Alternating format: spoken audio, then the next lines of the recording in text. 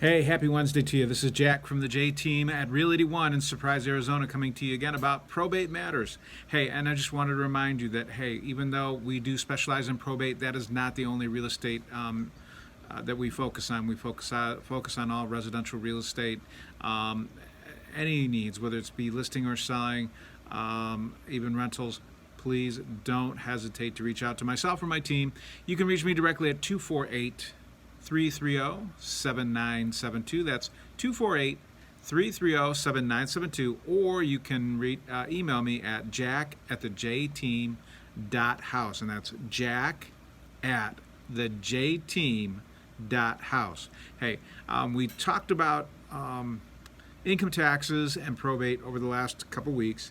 We're going to finish up this week with talking about terminating an appointment as a personal representative. Now, once again, we talked about you becoming a personal representative in a probate estate. And then basically we go before the court, and it's usually going to be also in line with a will or a trust that the decedent has had drawn up prior to their death, either appointing a trustee or an executor to their will, to their estate. And basically, all we're going to do when we receive an appointment as a personal representative is we're going to show the court, and the court is going to agree that you are the one selected to carry out the decedent's final wishes. Now, we talked about how the different appointments go, whether it's formal, informal, intestate, testate, and that all depends if there's a will or trust or something included in the estate, or if there's not. Then we talked about real estate taxes, both federal and state taxes, for the great state of Arizona here.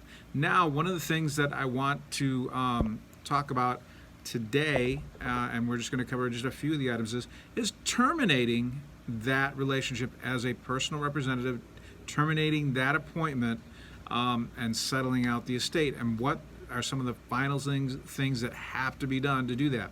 Now, number one, if there's any question about the distribution of the estate, a proposal for distribution, in other words, what you interpret as the decedent's final wishes as far as how things are to be distributed, and this is called form, it's a great Superior Court of Arizona form called a PB 401, should be prepared so that it can go before the judge. The judge can make the final decision or just say, yes, this is what the decedent wanted as far as the distribution of their estate. Number two, we need receipts for any money that was spent getting ready to distribute the estate, and sometimes it's going to be a receipt for appraisals, inspections, money spent buying things to help help movers move stuff, clearing out real estate, appraising automobiles, whatever it is. Any money spent, there needs to be a receipt kept, and it needs to be registered with the estate so that when it goes before the court to close out close out your appointment and the estate, receipts need to be presented to the court. Instruments of distributions, otherwise wills, trust, how is it supposed to be distributed? Deeds, if real estate is involved, deeds need to be prepared and they have to be presented to the court. And any of these things, the forms that you're going to need are be the PB 404 and the PB 403, and that's going to show the deeds, the receipts, and any other thing else that is included with the distribution, with such as, like I said, the trust or will, how the decedent wanted their estate distributed. Last thing we're going to cover today is we're going to have an accounting, and it's got to be sent out to all the distributees, or in other words, the person that's going to be receiving, and it's called a PB 501, and basically what it is what the value estate is and who's getting what. If there's a house and it was sold for $100,000 and there are 5 people dividing the proceeds of it, then it's just going to have an accounting. Each person, each heir is going to get $20,000 from the distribution, from the liquidation of that property. And anything else, if Grandpa said, hey, I want John to have my pocket watch, that's got to be part of the accounting. And there's one form there's 2 forms involved in that, and that's the PB 501. Now, if there's a waiver of accounting, if you don't want to put the accounting and it's just going to be something decided by the heirs themselves, they're going to sit down and talk it out who's going to get Aunt Mary's Great Flying China, then you're going to file a what's called a PB 501A, and basically that's going to say, hey, we're not going to give you an accounting, we've already taken care of it, or we're going to file the will sue, the T, whatever it is. Then you're going to file a 501, a PB 501A.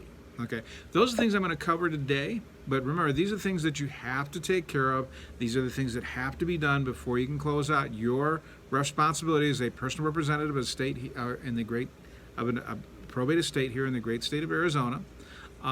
These are part of your responsibilities, and these are the instruments and checklists that you have to go through to close that out. Also, to end your responsibility as a personal representative with the great state of Arizona.